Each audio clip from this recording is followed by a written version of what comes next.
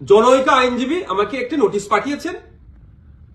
তিনি বলেছেন 48 ঘন্টার মধ্যে যদি তার ক্লায়েন্টকে আমার বক্তব্য দ্বারা নাকি মিসলিড হয়েছে এই মর্মে বক্তব্য প্রত্যাহার, ক্লারিফিকেশন বা তার নোটিশের উত্তর না দিলে আমার বিরুদ্ধে আইনত ব্যবস্থা নেবে।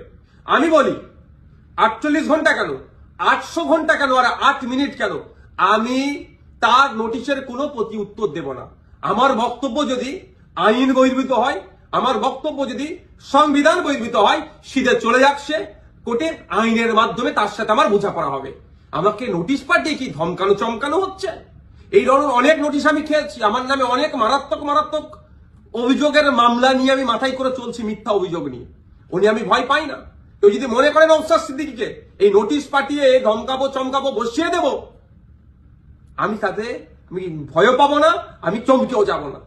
কারণ আমার অনেক দেখা হয়ে গেছে এইগুলো, কারণ আমি বলে যাই। আর কাকতলীয় ভাবে বলছি না, এটা বাস্তবিক হয়েছে।